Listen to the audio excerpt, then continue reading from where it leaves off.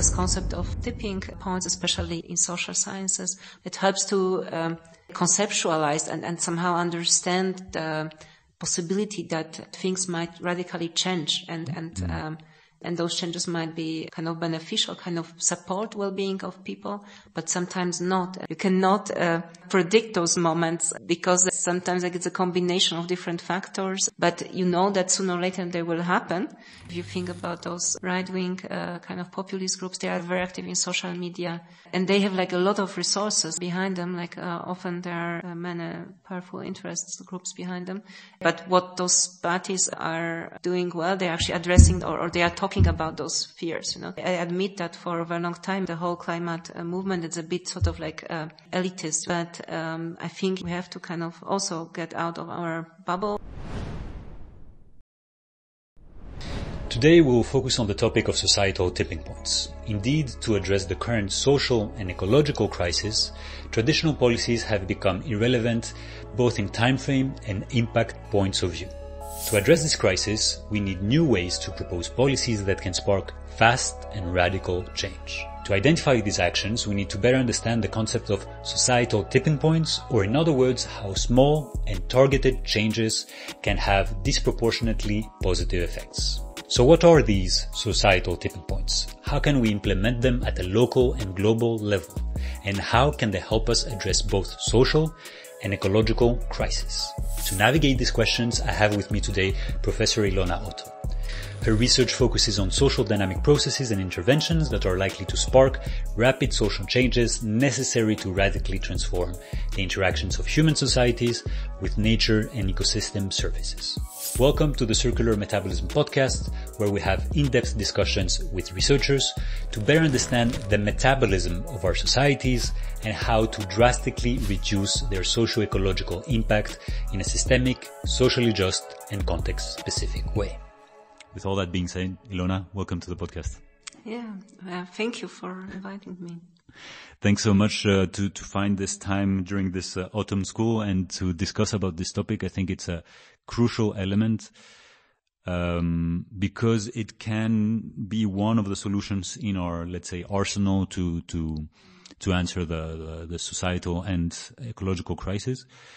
We need to start, of course, by defining what is a tipping point before going to, societal tipping point and how they can help us. So what is a tipping point? How do you define it? So there are many definitions of tipping points or tipping elements and different notions that are used. I think this shows that the field is emerging and a lot is going on. But how I define it? Yes, I think maybe the first question is how do we define the system? Yeah, what are the system boundaries? Because it's very important, like what we are talking about. It's important to find the system that is of our interest.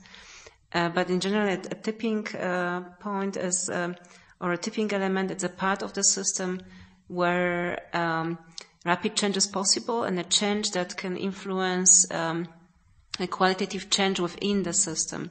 Yes, so that you transform a system from like one state to like a qualitatively different state. And of course, like in the context of the net zero transformation, we are talking about interventions and parts of the system where rapid change is possible and change that can push the entire evolution of our human societies to carbon neutrality. So this is, of course, for social elements. I guess you mentioned it's a very diverse and very rich field, tipping points. I think for a very long time it was invested by people in ecological sciences or natural sciences. Over there, I think this notion of system boundaries and states can sometimes be very obvious. So if I take a lake, for instance, I can very clearly see at tipping points where, if you add some more pollutants, you can see, after a certain threshold, there is this difference change. In societal systems, it might be a bit more different, but let's take this case of the lake, right? What are some components of tipping? If the system boundary is the lake, what are some elements that we need to to consider when we talk about the tipping point? Yes, well, so in this case, you can look at different components of the system. Yes, so the users of the lake or the land around the lake. Yes, so maybe this would be farmers or fishermen, and of course, like farmers are then important because they use fertilizers. Yeah, and the fertilizers can affect the quality of water. Or maybe there are also some factories, which release some pollutants to the lake. So this is also important. And maybe finally different water users who might use, for instance, groundwater that is connected to the lake system to water their gardens. Yeah. Of course, if everything is working well, maybe there's no problem. But if maybe there are some dry years, and the users use too much water, and also if at the same time, for instance, farmers use more fertilizers, it can lead to the changes in the composition, the kind of biochemical composition of the lake, and then it might affect the biodiversity, and maybe some species will change, and maybe some species will disappear. But of course, this is like within the local region. But there are also some external variables that influence the state of the lake, and one of them is, for instance, the changes in climate. Yeah, because like with, for instance, warmer weather, you will have more evapotranspiration from the lake, so like more water will evaporate. And then, for instance, maybe the farmers would use the same amount of fertilizers. Or pesticides or whatever, but if there's like just less water in the lake, then it will have like more polluting effect, yeah. And also so the temperature, but also the availability of water. Yes, so we see that that even in a kind of relatively simple example with a lake somewhere, like the system is incredibly complex, and there are many interdependencies. And of course, as you go kind of scale up and look at larger regions and finally the whole planet, this gets even more complicated. Yeah, I mean, so you mentioned there, let's say, endogenous or intrinsic, parameters, more exogenous ones. There is actors, there's the system itself, and there's also this notion of either concentration or thresholds, that once you go above this threshold, we go to a different state. And this state can be, positive or negative, and it can be more or less irreversible as well. Well, with this notion of irreversibility, it depends again on the time horizon, because maybe like after a few hundred years, the lake might recover. Yeah, but of course, most of the time, if you have users who depend on the local lake, on water, they might, they cannot wait. They don't have such long time horizons. So it's very important to. So the time dimension is very important. Yeah, so it's not. The parameters are important, the thresholds, tipping points within the system, but I think also the time dimension is extremely important. Because in the long term, maybe some processes are irreversible, but in our time horizons, we are interested in the effects like within the next 5, 10, 50 to 100 years. Yeah, you're absolutely right. How this level of, and the whole discussion, let's say, of the 1.5 degrees, all of these are within a bounded time. If we had 300 years to reduce our emissions for 1.5, things would be all fine, let's say, for the moment.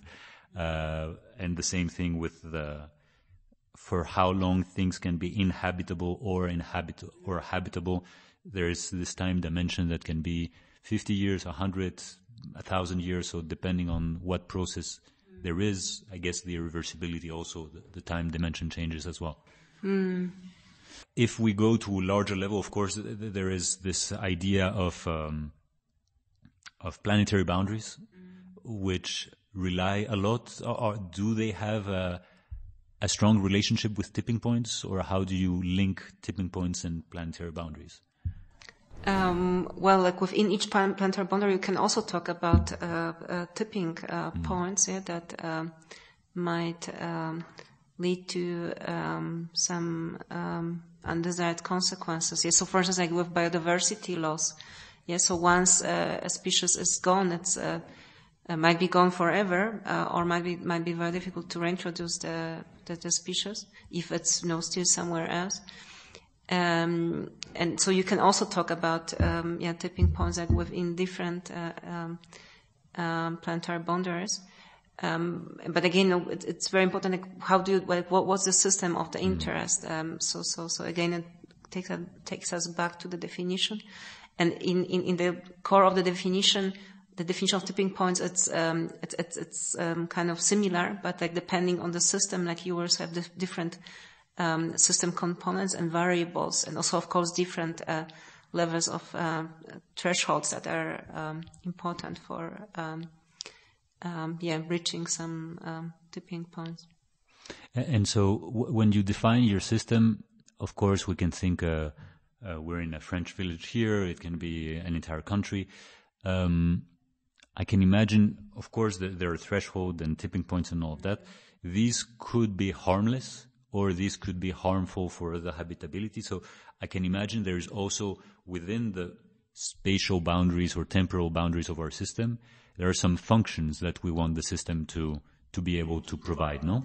Exactly, yeah. So maybe that's actually a very nice perspective, that well, of course, like the whole planet, the whole life, it's changing constantly. It's an evolution process, and each of us is changing as well. But exactly, like as long as the system within we are living, as long as the system performs the basic functions, or somehow we can perform our functions within the system, maybe some changes are not so disastrous, or you don't maybe think of them much. But at the moment where you notice that you cannot do something what we used to do, or there are some risks that then there might be some disastrous consequences. But maybe also on the other side, there might be, because tipping points can be also can mean also positive changes. So if you notice that there's a chance to with some small changes, there's a chance to improve the maybe the well-being of people, or I don't know, improve biodiversity or whatever else, then it's also of course a chance to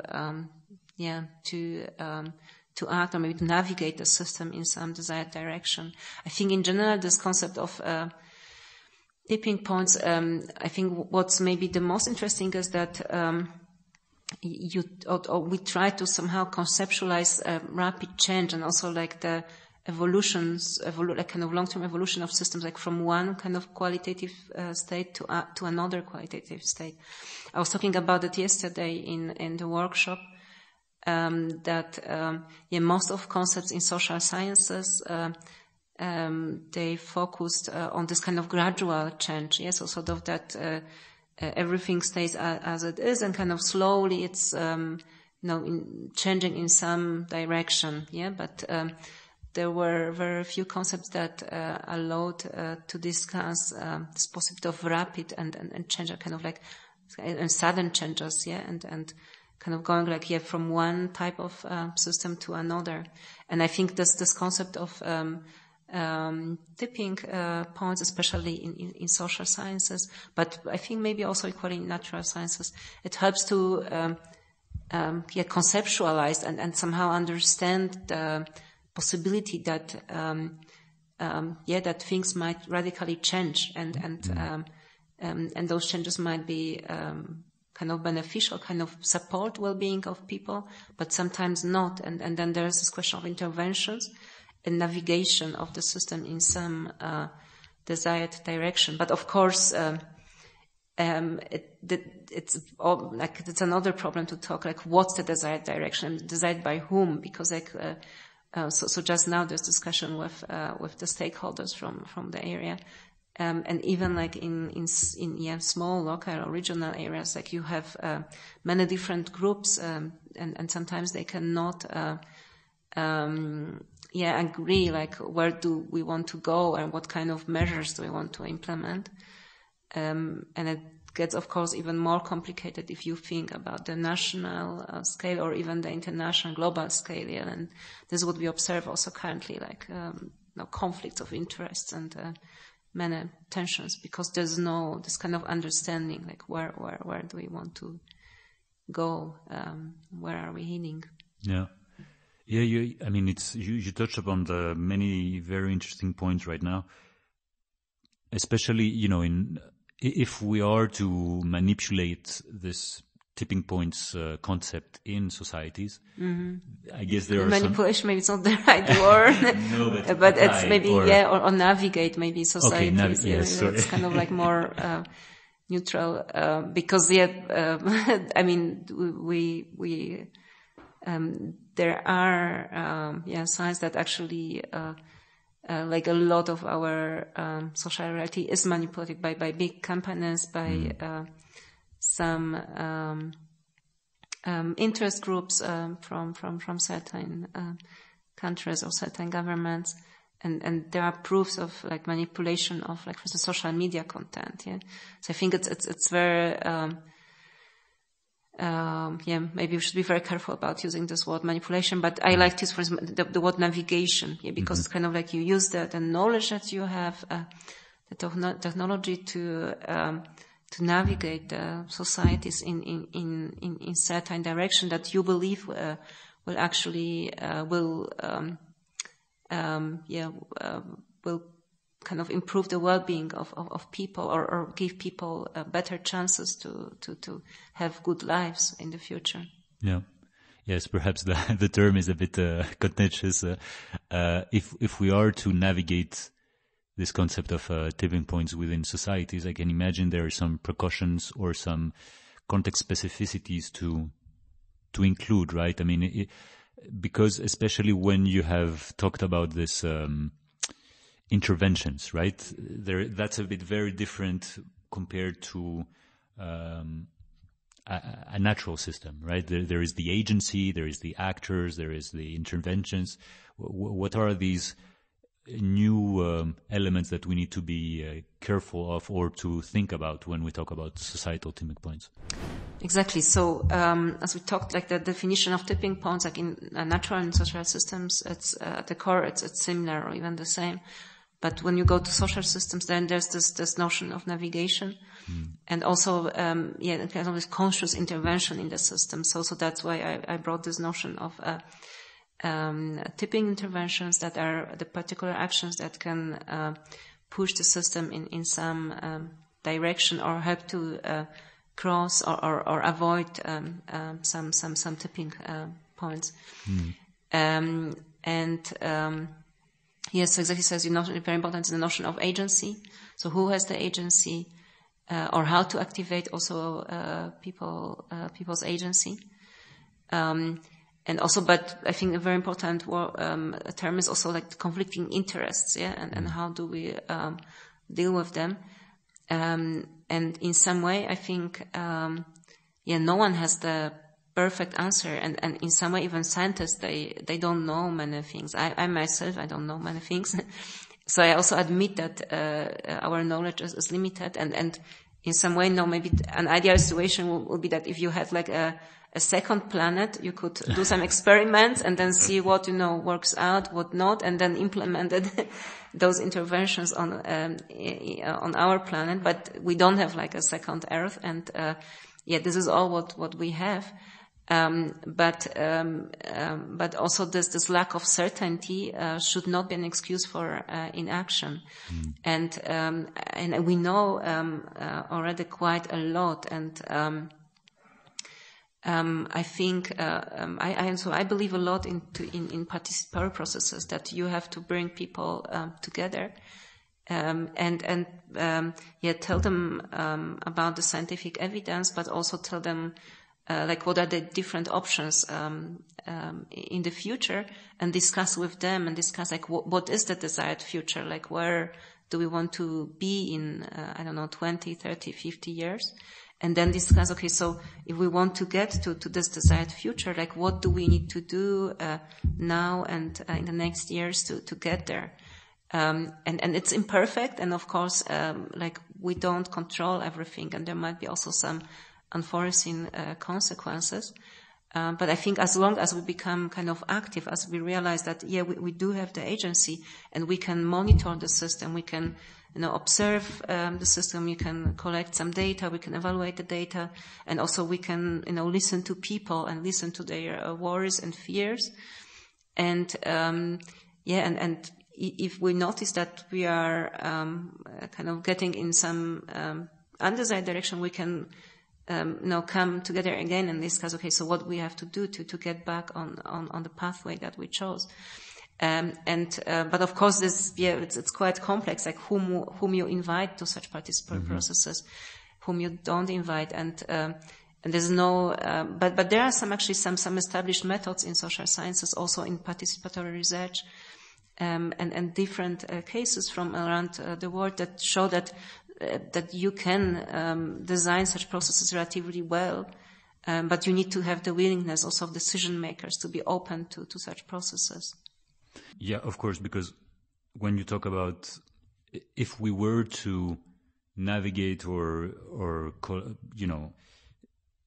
think about tipping points, tipping interventions, and all of that, of course, is for what goal and for what purpose and for whom, So I can imagine it's always better to start with the goal in mind and then finding what are the solutions rather than the opposite. That is what we're currently doing. Most of us we need to decarbonize. We all agree on that.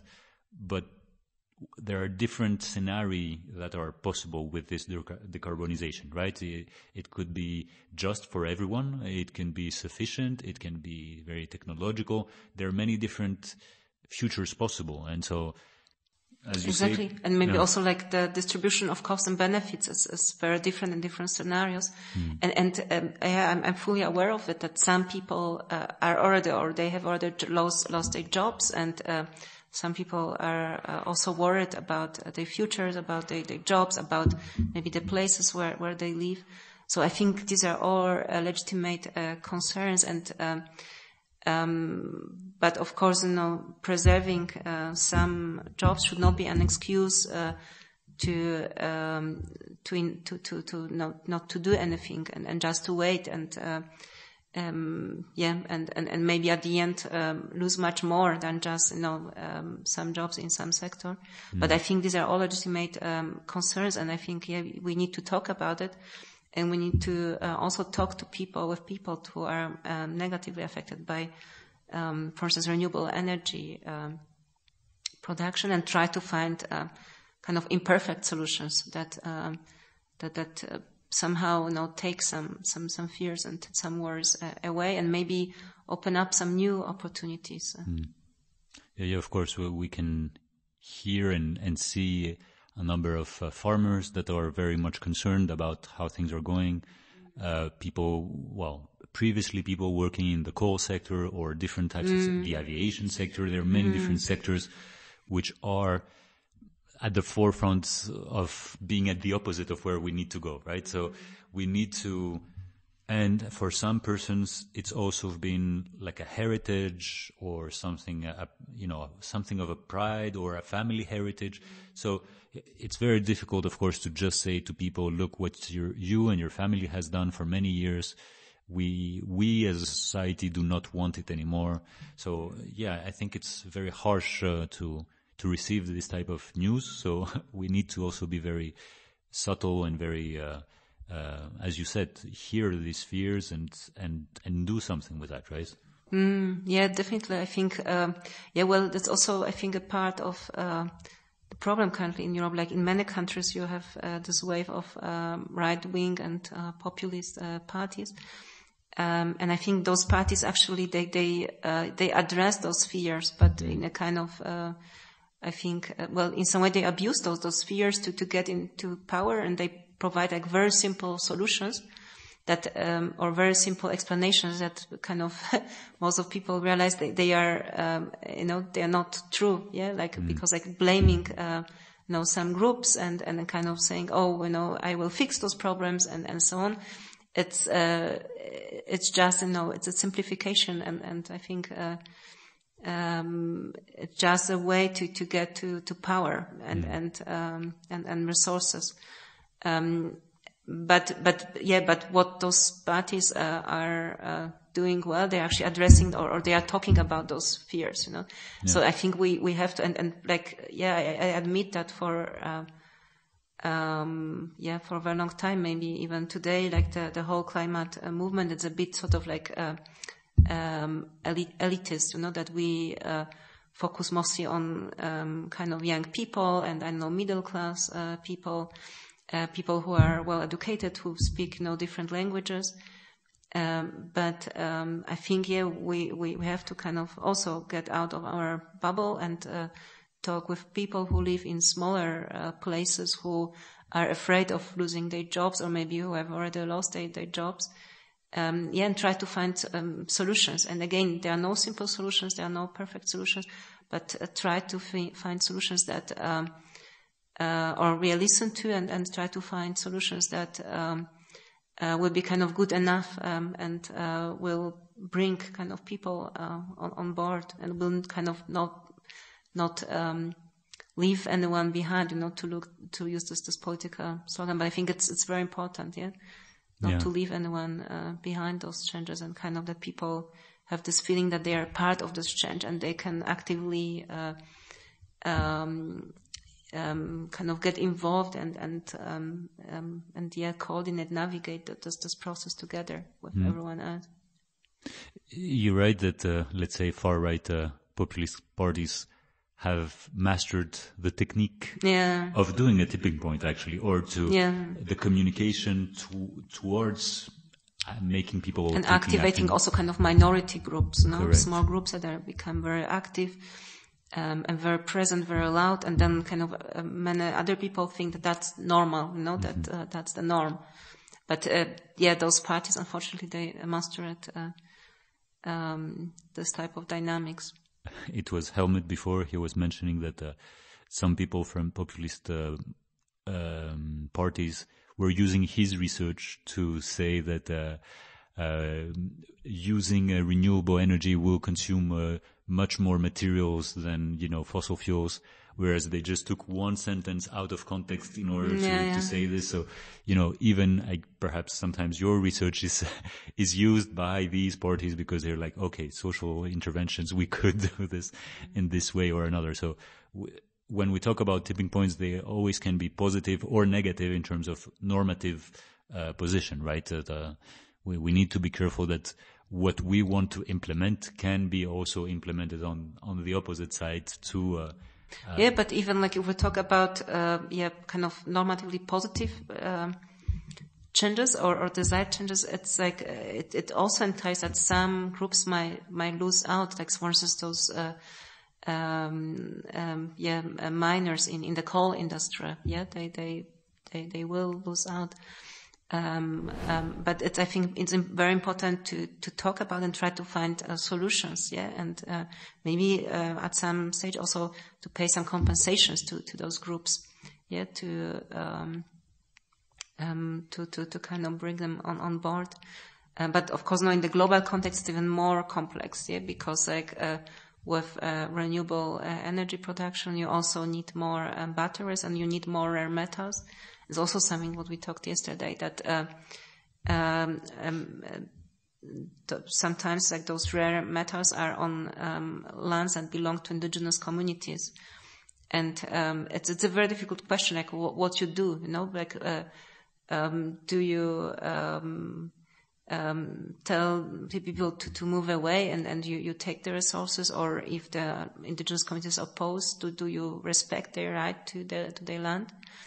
And of course, it's like maybe this can happen within like democratic societies, but we know in many countries they're actually like, crime groups that try to get, or kind of organized crime groups that try to get access to those resources. And they are not negotiating, so with indigenous communities. So, so it's just, very, very, very complex, but I think we have to talk about it, and even like if we talk about so-called positive tipping points, also address the possible conflicts and unequal aspects. I think you're right. I mean, especially as soon as we go up into the levels of governance, we will have geopolitical issues that will arise, like who wins, who loses. Is it as a group that we're, everybody really win? If we take into account historical emissions and historical, colonial kind of heritage and all of that, how does that fit in? So, yeah, of course, it's extremely hard to ask anything of some countries that have already been, exploited their land and their people. So it's very contentious as this trade-off, I mean, how do you, or who decides, or how do you decide all of these governance elements?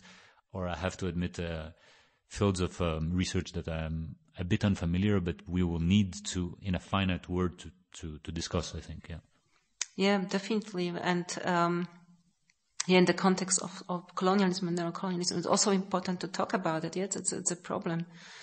I noticed that very often, like, there are those kind of like more technology-oriented solutions that sort of we just put like massive solar farms in Africa, and then we put those giant power cables, and we transform send energy to Europe or Australia or somewhere.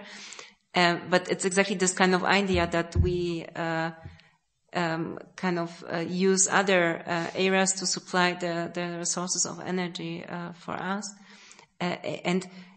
but of course, it may be that, and of course, it's true that in some areas, we have more sun, and they might be better capable of producing solar energy or maybe hydrogen. And maybe those opportunities also will be some chances for the people living there to get jobs, maybe to send their kids to school, or maybe to get better healthcare system and so on. But I think you have to talk about so how to make this just, and how to in some way maybe maintain our well-being, but also improve the well-being of the people in other areas, so that sort of it's not an abusive relationship. Because of course, like in many areas, like also, well, with simple things, like I know with chocolate cacao beans productions, of course, like you cannot produce them in Europe. So you have to import them, but you have like many kind of examples that it's possible to produce cacao beans in a sustainable way and in a way that supports local communities, and people have jobs, and the kids can go to schools, and so on, and the consumers in Europe or somewhere, they get good or high quality product. So there are such examples that those that even in a kind of this global interconnected world, just solutions are also possible. But of course, they are not sometimes not the simplest or not the easiest solutions. That you need to put some effort to make it work. I want to focus a bit on your study, the paper you published in 2020. We mentioned it a bit yesterday, which is on global social tipping elements. Could you explain a bit what the rationale was, and a bit the workshop you did, and how did you end up with the different tipping interventions and tipping elements? So the very origin of the paper was actually a workshop at the Stockholm Resilience Center. I think it was like around 2015 or so.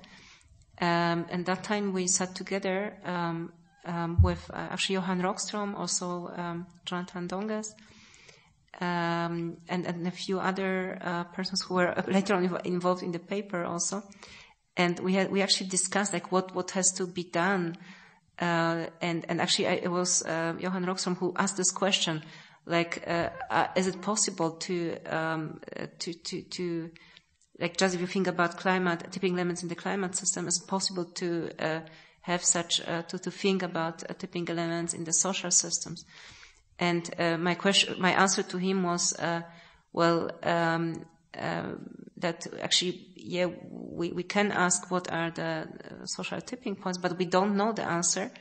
But we can organize a design and research process, and we try to find out what could be those tipping social tipping elements. And this is like how it started. Yeah? So I actually designed an online survey that was sent to various experts all over the world.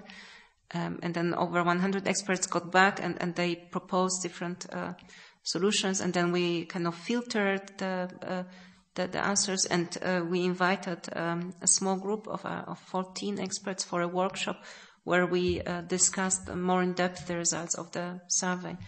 And like a very positive result was already that among the experts who respond to the survey, only like 4 persons said that it's not possible to achieve climate neutrality by 2050, or that it would imply like, I don't know, like killing half of the human population, or having like a global pandemic, and it was like before the corona pandemic. So it was quite interesting, but it was at the end only 4 experts, 4 persons, yeah? And everyone else, so around 130 experts believed that this is possible, that we do have the resources, the knowledge, the technology to reach climate neutrality by the mid-century.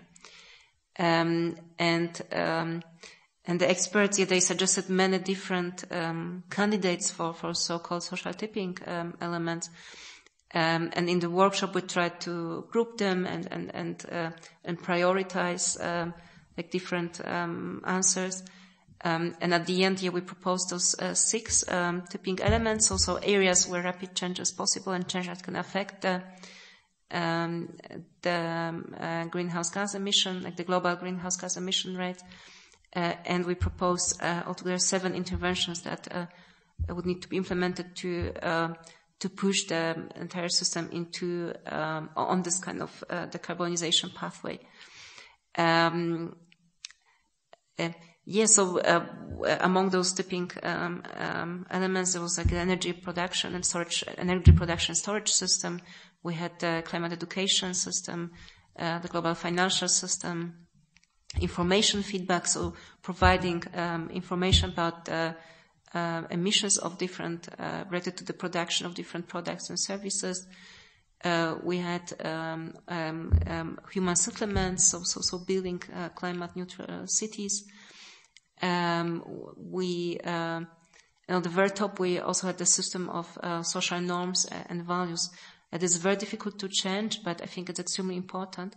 And there, the intervention was actually realizing the immoral character of using fossil fuels, because using fossil fuels it produces harm to people and other species now and also in the future. Yes, so in some way you can say that we kill our own children and grandchildren because we decrease their living chances. So it's a strong moral argument, and I think most of people you don't want to cause harm to other people and to other beings. So I think if you bring this the climate debate on this moral argument, that we don't talk about the cost or benefit, but we talk about this kind of moral responsibility and avoiding harm, I think it changes the conversation, because it's it's then suddenly money is not so important, but it's but there are those kind of moral principles that are at the forefront, and I think it's similar to other areas of our life, like where we talked also about this example yesterday. Yeah, like you could think, well, the energy prices are high, so maybe to save some cost, I would, I don't know, put a slave in my household. But most of people would be shocked and say, oh, but I don't want it, it's dirty, and I don't want, harm and abuse, some other people. And okay, so I'm fine with paying, a bit higher energy bills, but I just don't want to have enslave another person. And in a similar way, I think if you bring, the climate debate on this moral level, then in some way, the costs are not, that important anymore. It's not about money. It's about our responsibility, and also, about us at the end, what kind of, persons are we? And I think, most of other people, they don't want to harm, they want to cause harm. So it's a kind of completely different, conversation.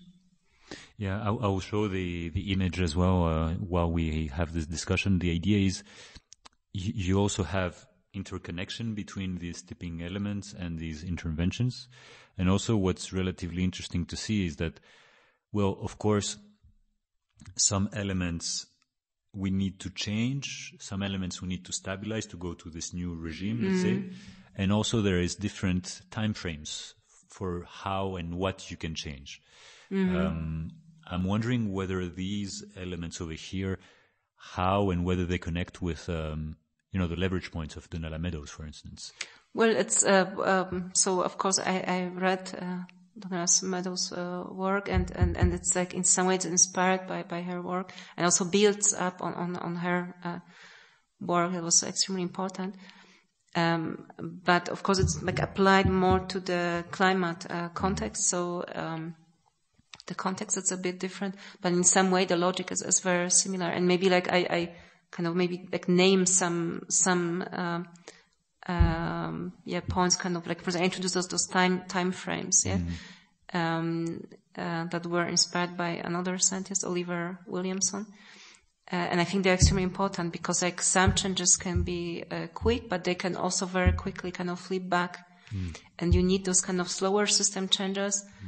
Like for instance, legislation, infrastructure development, and finally changes at this kind of normative level to stabilize this newly emerging system. Because without those slower system changes, like the system might kind of just bounce back and get back. So let's say we achieve something. I know we put many solar panels on the roofs.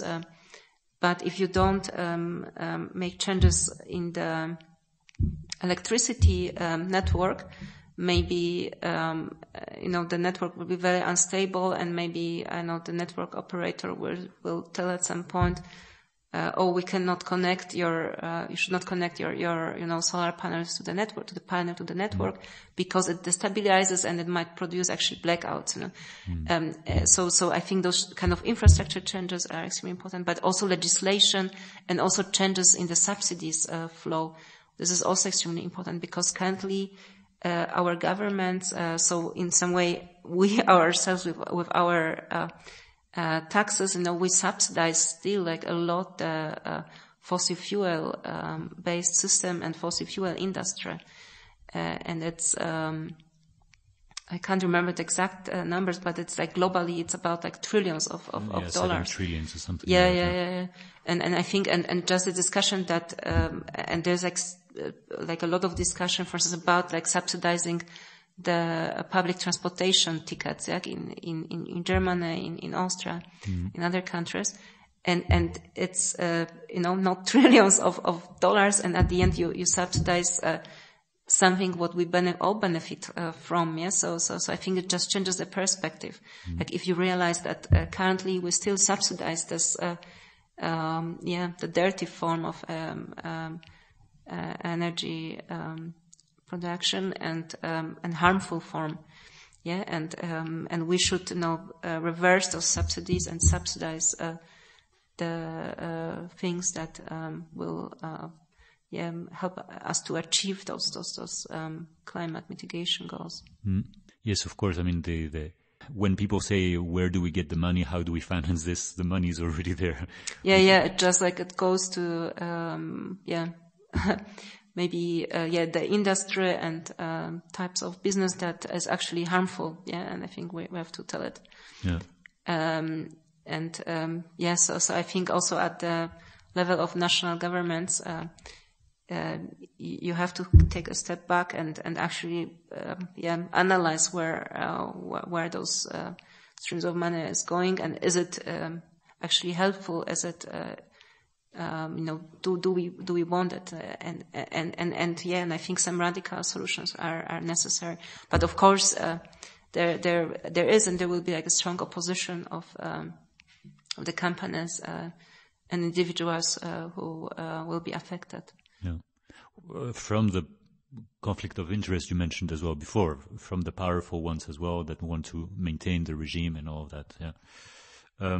I want to just mention in this same paper, in this same illustration, you have this element of climate impacts and windows of opportunity. There is this notion in a transition of a system, let's say, you have kind of a trigger, then you have some type of change, and then you have a tipping point, and then, this change is going to stabilize into a new state. But there is these triggers or these windows of opportunity, which sometimes they come to us. I mean, we don't control them, and sometimes we can ride the wave of this window of opportunity. But how do we work with these windows of opportunity to implement or to push some transition or some tipping interventions and elements? I think there we can actually learn a lot from historic examples of social movements. And actually, yesterday this example was also mentioned: the phasing out of nuclear energy in Germany.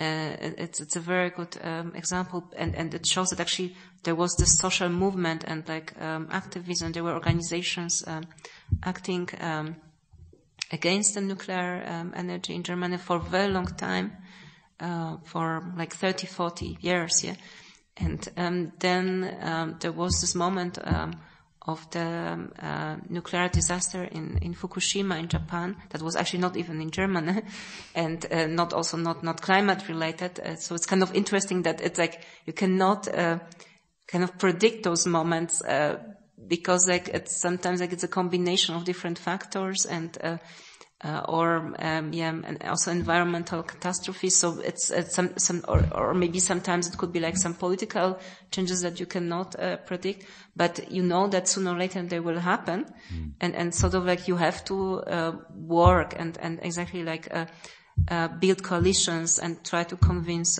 politicians, and also build this public acceptance. And this example that was mentioned yesterday, that the members of this anti-nuclear movement in Germany, they were going to different public meetings and public discussions, or also sometimes expert lectures, and they were there and they were raising questions or giving comments and or contradicting what sometimes some lobby groups were saying. So it was at the end many very active people who committed to this reaching this goal and to this movement for years, for many years. And then there was this moment of the Fukushima disaster in Japan, where suddenly it was everyone in the news, and people realized how fragile the nuclear energy production is, and actually how vulnerable it is, and also how harmful it may be if something goes wrong. And this was the right moment. And then everything was in some way was ready, and the public was ready, and the politicians, they had some options on the table. And then those networks were built. And at this moment, they just kind of became very active, and they pushed for actually phasing out nuclear energy in Germany, and worked out. Yeah, and the bill has been passed, and now this is the reality. Yeah, that the future of energy production in Germany is not based on the nuclear energy. I think this is extremely relevant in two ways. first of all, as you said, to have kind of the groundwork ready for whenever the change or the opportunity will arrive. And sometimes the groundwork is 20 to 50 years of work. It's not like 1 year, because perhaps some people were frustrated with the Fridays for Future, for instance. They thought, like, how come there wasn't like a massive change when we saw so many people that were activated, right? So what I'm trying to say as well is that the nuclear movement was very precise. It was one thing they wanted to change. They had one discussion or one, points of discussion that were common amongst all of the activists. So it was very direct. For the climate movement, it's of course we need it's to more change. complex, yeah, exactly, and it's kind of more related to like changing, like the way how we produce things, how we consume, how we live. So it's of course much more complex. But in some way, like you can bring it down to different steps and measures that must be taken. And also like it opens up like much more, because it's not just nuclear energy or people working in the sector, but in some way it concerns every one of us. So it's kind of closer to what we do, who we are. So it's also like you have like many more opportunities to get involved and engage. Yes. So it's. But I think this kind of maybe the strategic thinking is necessary. Also building coalitions and networks, and talking to politicians, also not at different levels, not only at the national level, but also at city level, local, regional levels, and making like an action plan, like what needs to be done, how can we get there. And maybe like one more comment here, there was like a lot of activism, but also then the Corona pandemic came, and then afterwards the war in Ukraine. I don't know. Sometimes I think it was not a coincidence that there are those massive forces that try to kind of push for the fossil fuel based system. And if you think about the military needs a lot of fossil fuels. Like it cannot really run on batteries. I think there were some big interests behind, but anyway, it distracted the attention from the climate movement. And of course, it's also right, because like people were suffering in Ukraine, and there was a need to deal first with that crisis, and still it's not solved. But in some way, I think. So for instance, like it's not that nothing happened in this time. Yes. So maybe just to give an example, that at the University of Graz we launched a new master program, Climate Change and Transformation Science, and every year we educate people, and we bring experts who can work in this transformation area. And so every year like 20-30 new young graduates enter the job market, and and they don't want to work in I don't know, banks or for some fossil fuel companies. They really actively want to find good jobs, and they want to stay in this climate and transformation area. And of course, it's just like one university, but I think much more is happening all over the world. And there are many other examples. Like so I come across like different stories, like different case studies. Like for instance, one more like really very promising movement that also gives me like a lot of hope. It's the connection to the health sector, and actually health organizations, health workers, doctors. Because climate change has this kind of very direct impact on human health, like here and now, and in the future as well. So just like if you think about heat waves, many people die, and also I have a project in this area because of heat waves. Like you also like pregnant women suffer more, and also more babies are born prematurely, or also are born with some conditions because of like they don't get enough oxygen when the temperature is very, very high. So it's all quite complex, but it's at the end, climate change is also like our health problem. There is like a big movement in Germany, but also in other countries, in Canada, for instance, a bit also in Austria, of medical doctors who want to get involved in the climate movement, and they, for instance, there are different programs like that they organize it themselves, basically, that they educate medical doctors in climate change. And they use medical doctors as sort of like ambassadors for those topics, yeah, because like still medical doctors, they have like, they enjoy quite high trust, in the society. If you go to a doctor, and you talk now about your problems, but then the doctor also tells you about climate change, and then you maybe you're more likely to take it more seriously and try to change also something in your life. And this is like a very successful movement that actually it's getting to the top level of politicians also, because not only in Europe, but for instance, like in our project that we have with African partners, I see that it also like this agenda of climate change and health, it's getting also to the top policy agendas also in Africa. So it's really encouraging.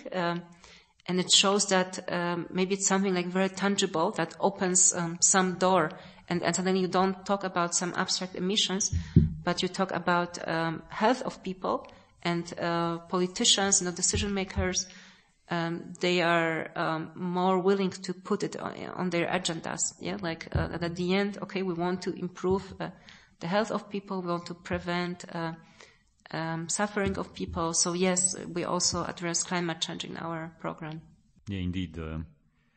Talk about what is the most important to people: their jobs, their health, their kids, instead of the polar bears and something like that, which is kind of very distant. Yeah, yeah, exactly. And I think this health dimension makes it kind of very concrete and very tangible. And actually, it's about you, about your family, about your children. So I think it's super promising. But what I think, like, so there are like such examples from all over the world. Also, for instance, there's one more like really promising movement on fossil fuel, on banning fossil fuel advertisement. It started in Holland. Now it spreads also to other countries. And the idea is very simple. Also, like just like with cigarettes or with alcohol. These are products that are harmful for our societies, so you cannot advertise them in public spaces. Yeah, and on the same level, fossil fuels should also be brought, that you cannot advertise fossil fuel products and services in public spaces. And I think this would be also like or maybe it is a game changer. Yeah, because. Let's say for companies producing cars, like if you cannot advertise like the newest fossil fuel or combustion engine cars, then it's like a motivation for them to develop fancy electric or hydrogen cars.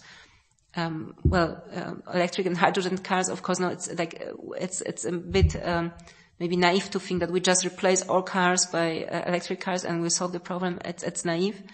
But mobility, of course, it is important, and we will not get rid of all cars. And in some areas, like you, or also for some people who are maybe not, mobile and so on, for them, having cars, it's very important.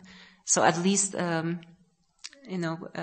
having more options of zero emission cars, it's definitely something good. So like those kind of advertisement bans can encourage such changes, like also in the industry. So this is like, all those examples that I hear from all over the world. I think this has happened in some way. Maybe, the climate movement is not anymore on the streets, but it's in like in your workplace, it's at your university, it's in your town, in some way, I see this is really happening that, for instance, also I can give an example of my university because I'm working there and I know a lot about the university, but we introduced a program, that monitors emissions at the universities and also business travel emissions. And, of course, it's not always easy, but we try to reduce, and we encourage employees to reduce business travel emissions and to go, by train to avoid, flights or to maybe, attend more events also online, which is also happening. And also if we organize some events, we order practically only, vegan, sometimes vegetarian food.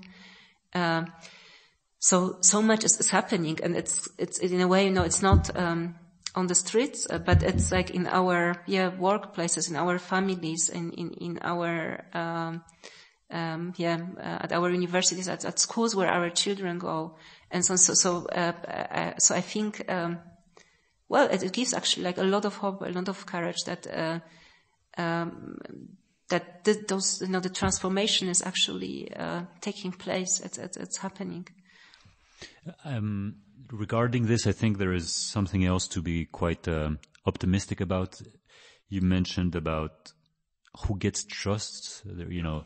Doctors, scientists. In some regards, they're losing a bit the level of trust that they had before. Politicians, of course, it's going downhill. But I think this network effect needs to be discussed, and also, most importantly, this Pareto principle that we can also see in many of these tipping points.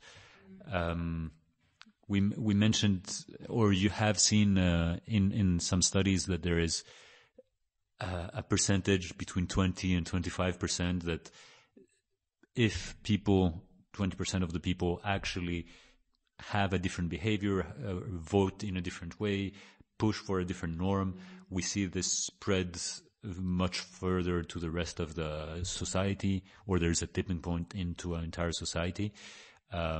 Some people also use this, we mentioned it yesterday, this 3% of civil disobedience that might have even more strong impact.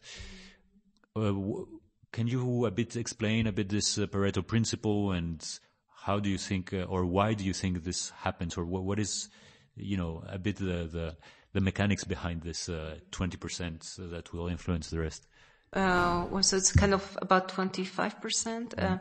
But it's a colleague of mine, Fariba Karimi from the Technical University of Graz.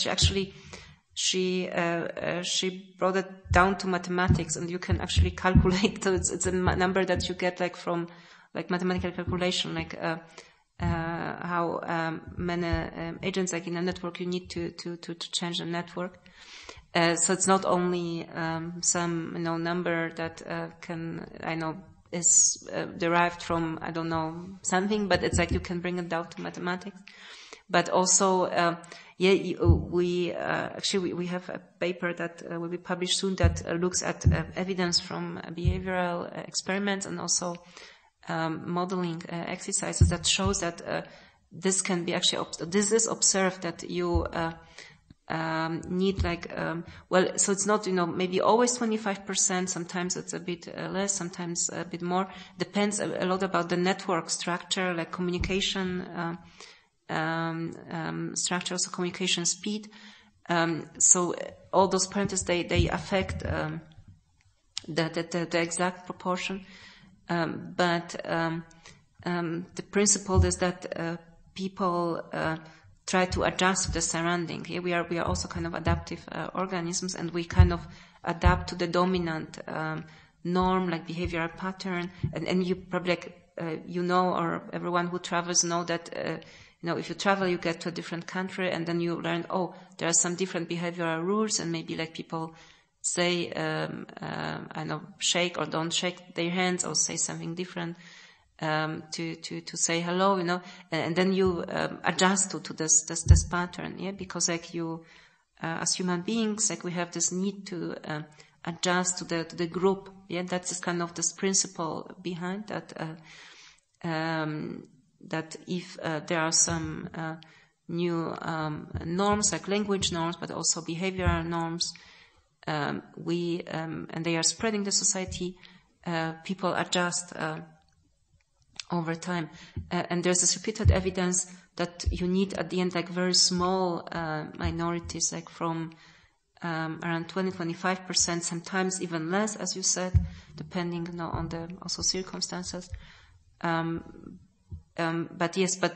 you need those kind of active minorities who kind of show those other behavioral patterns or other norms and manifest them. Yeah, and then the rest will, in most of cases, they will adapt those new norms.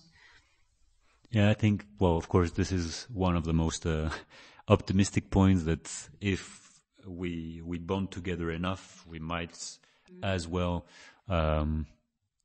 enable or push for this tipping elements. Are there any other topics you would like to cover that we haven't covered so far? Mm-hmm. Maybe one more point is also those power inequalities that yes. Currently it's not that only people who care about climate are active, but you also have other groups who are equally active, and they have different agendas.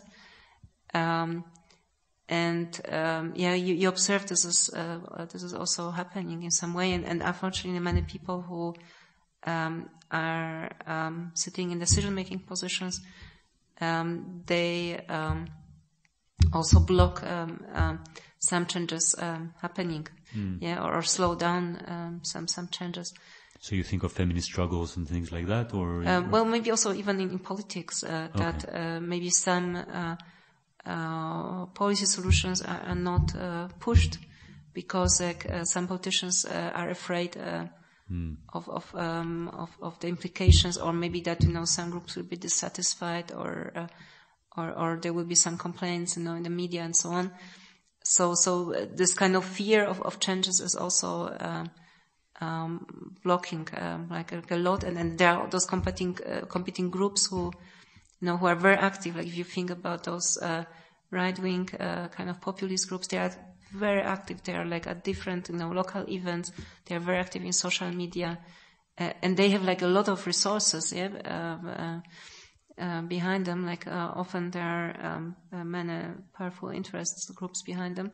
And if you think about climate scientists, like we had people some today in the morning session, some young scientists mentioned this. Like actually many of us work in very precarious conditions. Like we have like part-time contracts, or our contracts are only like for a year or two, and then sometimes like really people have to leave from unemployment benefit to like was a bridge between different projects. Like okay, your one project is finishing, and then like your next project will start maybe in 3 months. So what do you do in those 3 months? Like many people actually take the unemployment benefit to kind of bridge this period.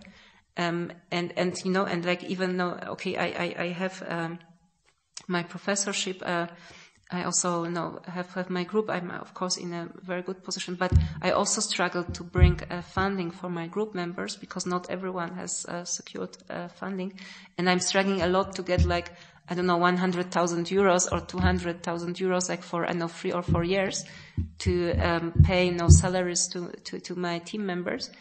And on the other hand, you have those groups who are they have like millions of dollars or euros at their disposal, and like they can employ people who control or moderate social media chats, and they pay for some social media bots, and they can give can support different initiatives. It's just like the scale is just so different, and most of us in the climate science, we really not only climate science, but in general in science, like we really work in sometimes very precarious conditions. I think this has to those inequalities have to be addressed. That it's just we are struggling sometimes just to kind of maintain what we do, and we don't have such massive resources at our disposal.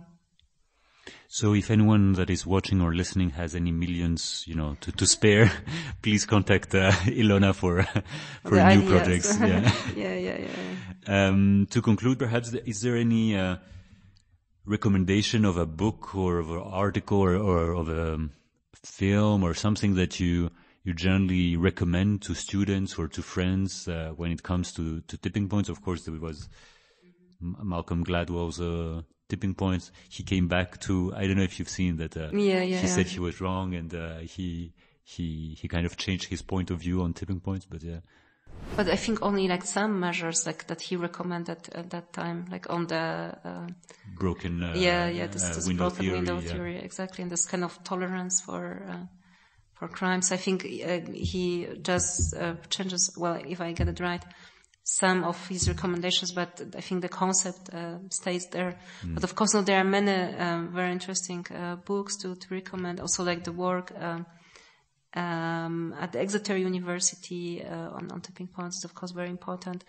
Actually, in my group, we also work on our book on climate and energy management. Actually, the book title will be "The Climate of Change." Okay. That we try to provide like very simple kind of knowledge or simplified sort of knowledge, like how to manage those global environmental problems, what kind of solutions exist, and kind of try to so we kind of transform this what we elaborated in our teaching rooms, in our classes.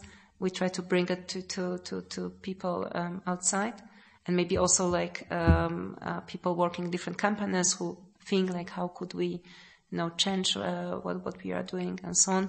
So there will be also our group, our book on the market soon. But there's like plenty of really good work. Also, like recently I got like a lot into also art and also collaboration with various artists who kind of open, I think, our hearts, and so I know one artist. He's painting kind of landscape, but also very abstract work, and it's a lot actually about kind of opening up to this kind of like emotional side and actually reconnecting with nature.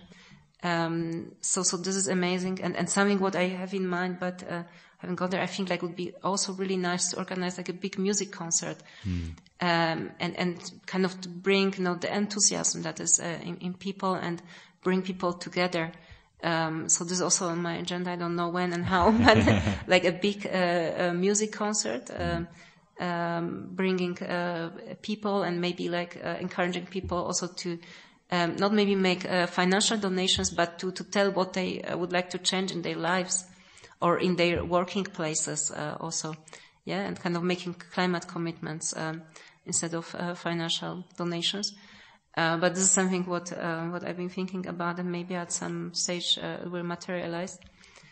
So if there are some musicians listening to us, please get in Helmut, touch. For instance, for instance, Helmut, like we actually had like the first session yesterday. Yeah.